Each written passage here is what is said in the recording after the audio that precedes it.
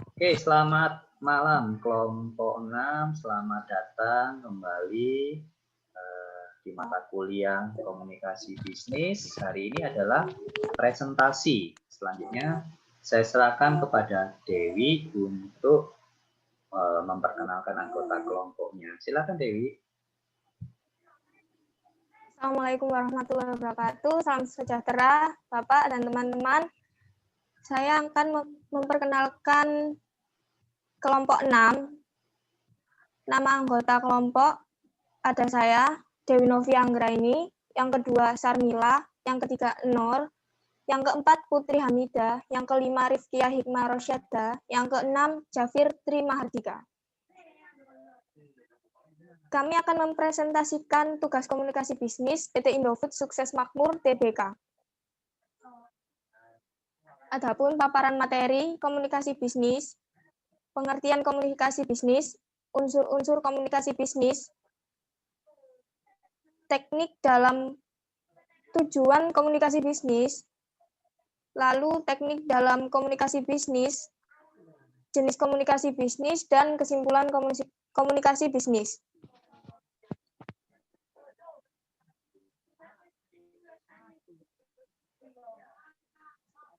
Pengertian komunikasi bisnis sendiri dari Kamus Besar Bahasa Indonesia mengartikan komunikasi sebagai pengiriman dan penerimaan pesan atau berita antara dua orang atau lebih sehingga pesan yang dimaksud dapat dipahami.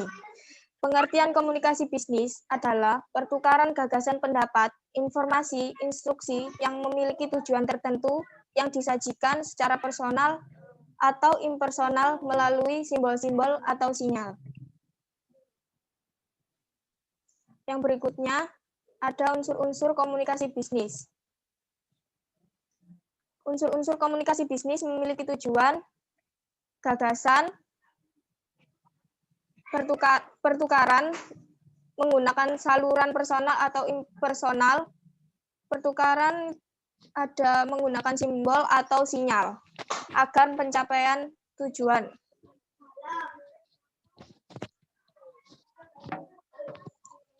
Lalu ada tujuan komunikasi bisnis. Yang pertama, memberi informasi. Yang kedua, melakukan persuasi. Yang ketiga, melakukan kolaborasi. Yang keempat, melakukan integrasi.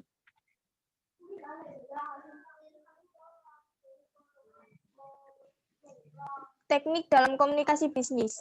Dalam komunikasi bisnis terdapat 3 teknik utama dalam komunikasi bisnis. Pertama, teknik komunikasi verbal. Yang kedua, teknik komunikasi nonverbal. Yang ketiga, komunikasi tertulis. Teknik komunikasi verbal digunakan untuk mendiskusi sebuah gagasan atau ide, mengekspresikan opini, menjawab pesanan, dan pendengar yang baik. Komunikasi verbal yang efektif yaitu tentang pesan yang disampaikan dapat diterima dan berani untuk mendapat sanggahan atau tanggapan terhadap pesan yang telah disampaikan. Kegiatan yang membutuhkan secara verbal adapun 1. Rapat, 2. Telepon resmi, 3. Meeting proyek, 4.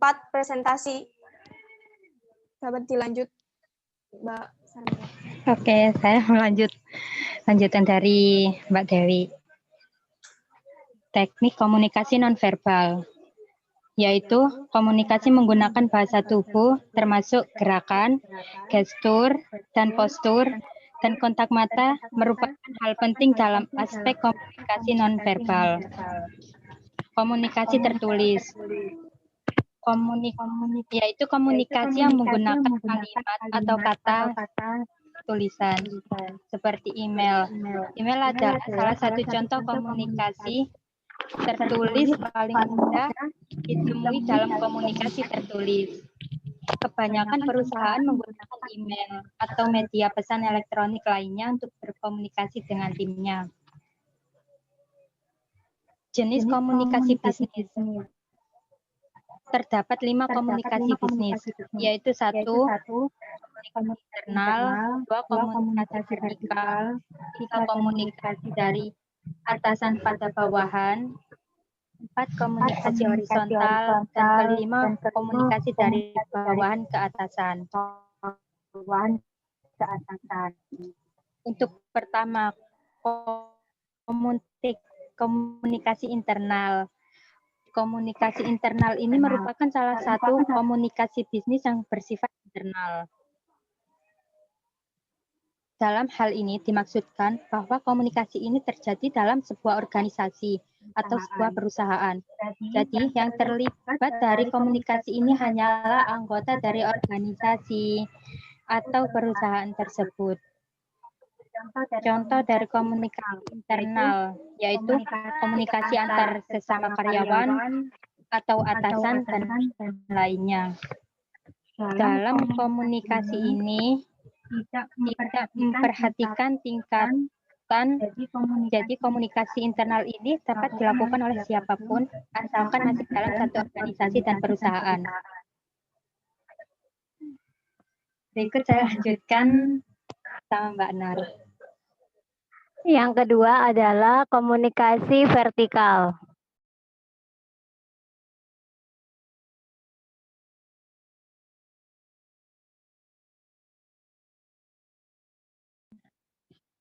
Yang kedua adalah komunikasi vertikal. Dalam komunikasi vertikal ini,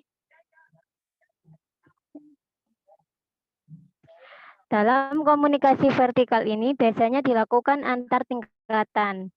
Jadi dalam perusahaan terdapat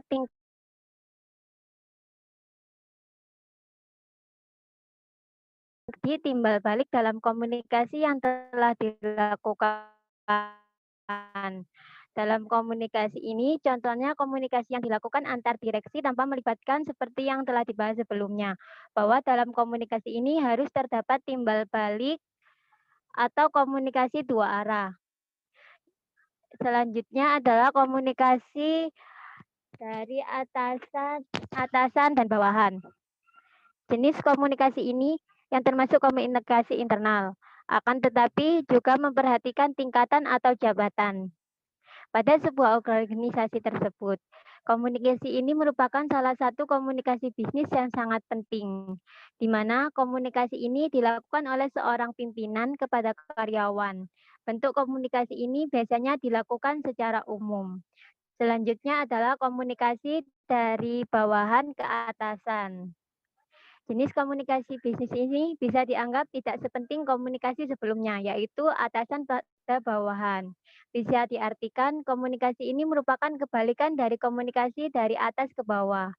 Dalam komunikasi ini contohnya memberikan laporan rutin dari karyawan kepada atasan atau pimpinannya. Yang kelima, komunikasi horizontal.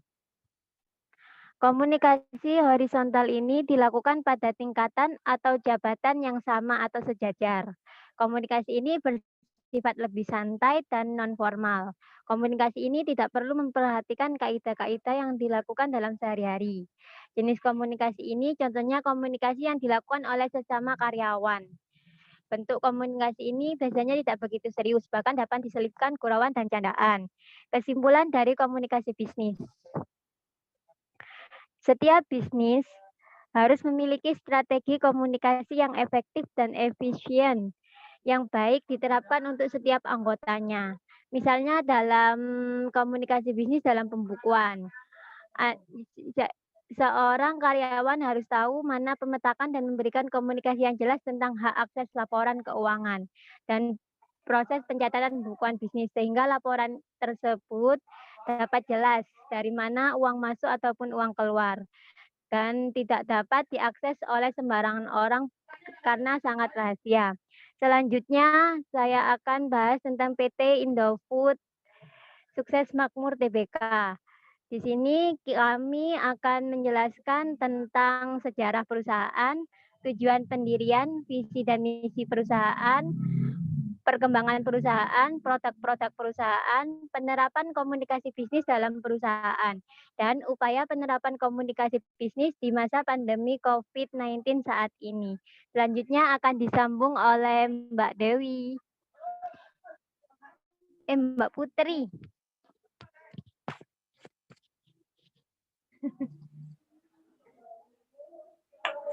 Ya, dan ini sebagai berikut adalah gambar contoh-contoh PT Indofood. PT Indofood CBP Sukses Makmur Tbk. Dan ini sebagian contoh-contoh pabriknya. Sejarah, next Pak ya. Sejarah PT Indofood Sukses Makmur. Perusahaan ini didirikan dengan nama PT Panganjaya dulunya, Inti Kusuma, berdasarkan akte pendirian nomor 228 tanggal 14 Agustus 1990, yang diubah dengan akte nomor 249 tanggal 15 November 1990, dan yang diubah kembali dengan akte nomor 171 dengan tanggal 20 Juni 1991. Semuanya dibuat di hadapan Beni Kristanto SH.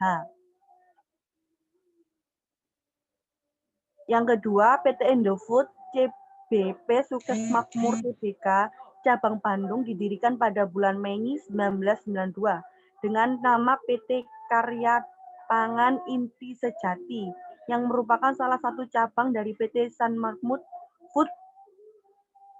Pada saat itu jumlah karyawan yang ada sebanyak 200 orang. Next. Tujuan pendirian visi dan misi PT Indofood CBP Sukses Makmur Tbk. Tujuan didirinya PT Indofood CBP Sukses Makmur Tbk Bandung adalah 1. Memperluas bidang usaha maupun bidang usaha secara terus-menerus melalui bidang usaha internal maupun pengembangan usaha strategis.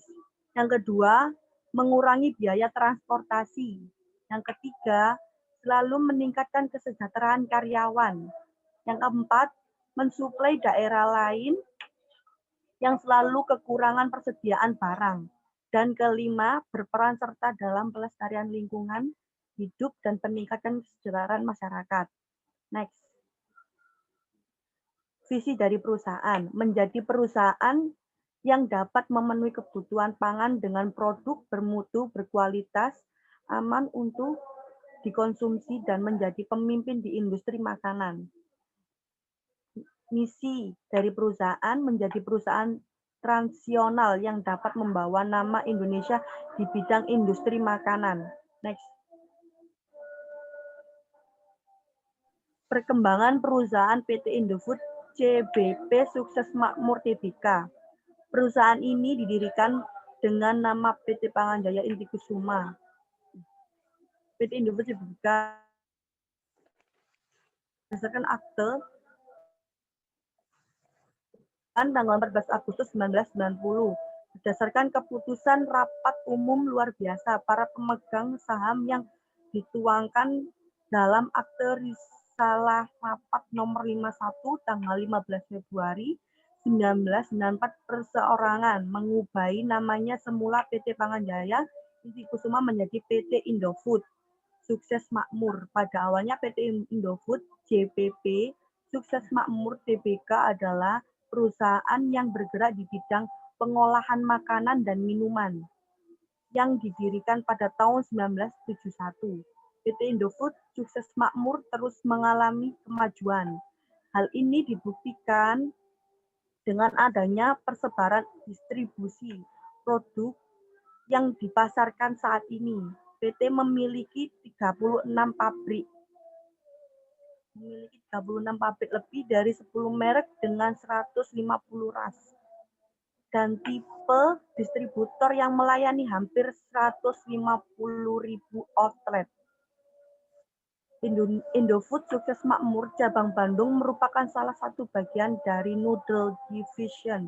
PT Indofood Sukses Makmur memiliki areal kantor dan pabrik di luas 61,640 meter persegi. Cabang Bandung daerah cakupan pemasaran di Kabupaten dan Bandung, Cimahi, Cikampek, Purwokerto, Subang, Cirebon, Tasikmalaya. Ya, terima kasih. Selanjutnya akan dilanjutkan oleh Baik, saya akan melanjutkan materi dari PT Indofood Sukses Makmur terus mengalami kemajuan.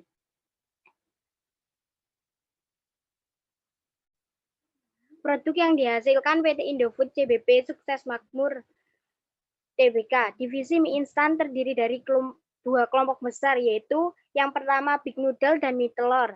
Big Noodle yaitu mie instan dalam kemasan bungkus, sedangkan mie telur yaitu mie yang dalam proses pembuatannya tidak langsung digoreng, melainkan harus dikeringkan terlebih dahulu. Dan untuk pengemasan mie adalah proses penyatuan dan pembungkusan mie, bumbu, minyak, dan lain-lain. Tujuannya adalah untuk melindungi mie dari kemungkinan tercemar atau rusak, sehingga mie tidak mengalami penurunan mutu. Setelah dikemas, selanjutnya mie tersebut akan dimasukkan ke dalam karton dan akan disalurkan kepada konsumen. Selanjutnya, untuk produk dari PT Indofood CBP Sukses Makmur, salah satunya adalah Indomie, Sarimi, Supermie, Sakura, dan mie telur. Selain itu, ada juga seperti Popmie, Racik, Promina, susu Indomilk. Untuk snack, ada Kitela. Dan untuk saus, ada saus pedas, serta kecap manis. Berikut ini adalah produk-produk dari Indofood.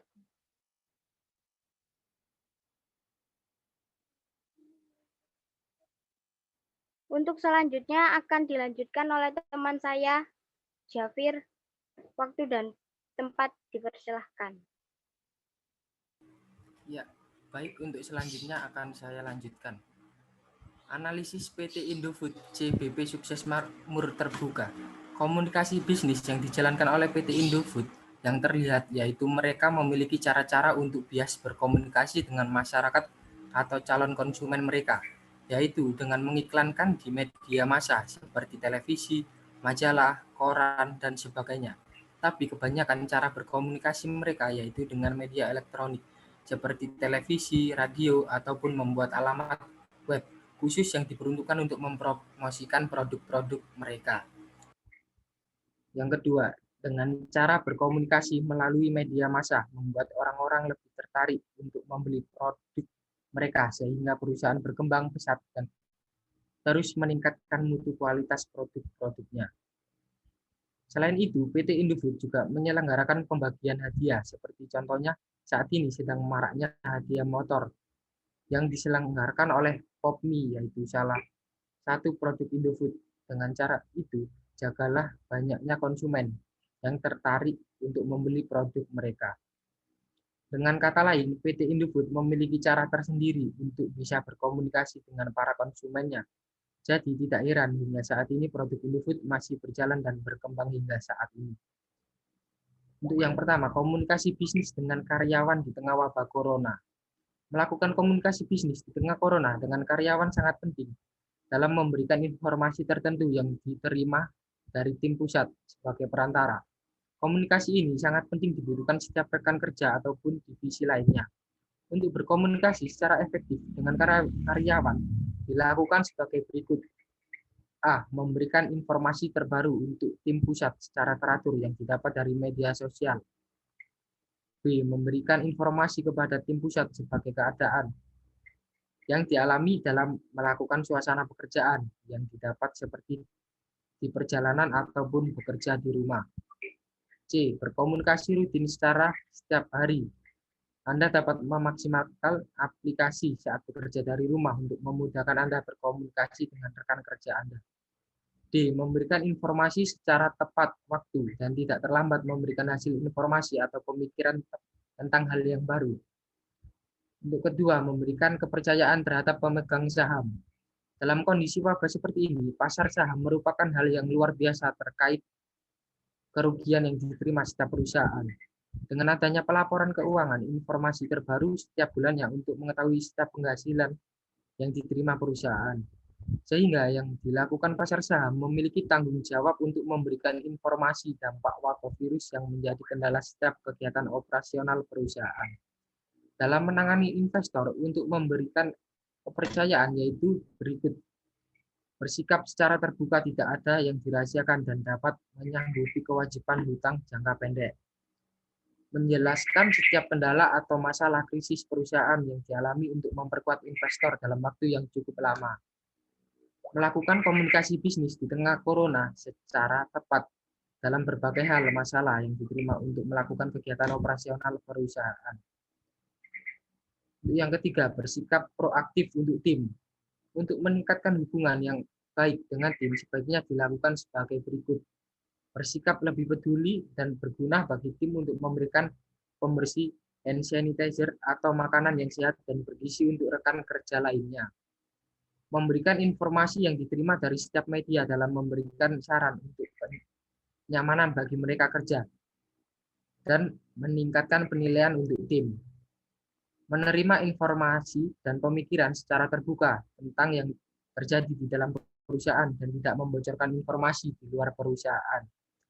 Ketika mendapati hasil dengan ketidakpastian dalam suatu bisnis di tengah virus corona, para pembisnis perlu mengetahui bagaimana cara komunikasi menjadi efektif bagi suatu karyawan Anda. Memberikan perhatian yang lebih kepada karyawan sangat dibutuhkan daripada mengkhawatirkan suatu hal kesalahan yang tidak bisa diprediksi. Dalam kondisi seperti ini, perusahaan mewajibkan untuk saling memberikan informasi sebanyak yang diketahui dalam berbagai hal, seperti lebih waspada terhadap kesalahan dan tidak tergesa-gesa pada dampak yang dimiliki. Selanjutnya, untuk pencegahan virus corona, PT Indofood mulai atur alur logistik. Direktur PT Indofood Sukses Makmur Terbuka, Fransisius Welirang, mengatakan mitigasi resiko sudah dilakukan Indofood mulai dari hulu ke hilir. Pertama, kata Chief Executive Officer dari PT Bogasari, Floor Mills ini, mitigasi resiko dengan mengimplementasikan standar operasional prosedur atau SOP di pelabuhan yang menjadi jalur logistik dan sudah diatur oleh Syah Bandar. Selanjutnya, kata dia, khusus untuk pabrik ada SOP yang harus dipenuhi oleh karyawan seperti monitoring temperatur. Demikian juga khusus penerimaan tamu di pabrik dibuat SOP-nya. Semua proses mitigasi diatur dalam standar operasional prosedur. Terang Franky yang juga ketua Asosiasi Emiten Indonesia tersebut. Sementara itu, bagi karyawan Indofood yang bekerja di kantor juga diterapkan SOP yang serupa. Untuk memitigasi penularan virus asal Wuhan, Cina ini, aktivitas pertemuan yang sifatnya banyak orang dibatasi. Hanya pertemuan yang sangat penting. Komunikasi tertentu dimaksimalkan menggunakan video conference. Jelasnya lagi. Awal pekan ini, Presiden Jokowi sudah mengumumkan virus corona sudah masuk Indonesia setelah 2 warga asal Depok, Jawa Barat positif terkena virus corona jenis baru atau COVID-19. Saya kira semua aturan diusahakan ditegakkan tanpa menakut-nakuti. Semua aktivitas yang berjalan normal-normal saja tugasnya. Sekian dari kelompok kami, kurang lebihnya mohon maaf. Terima kasih.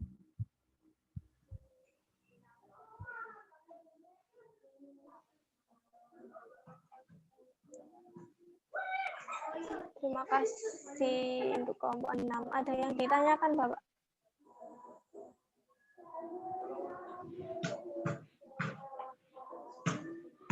Mute-nya, Pak, mute-nya.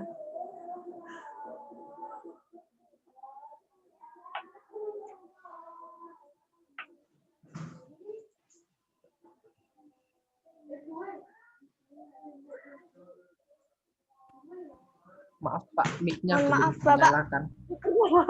Suaranya tidak terdengar Pak. Mute-nya masih aktif itu Pak.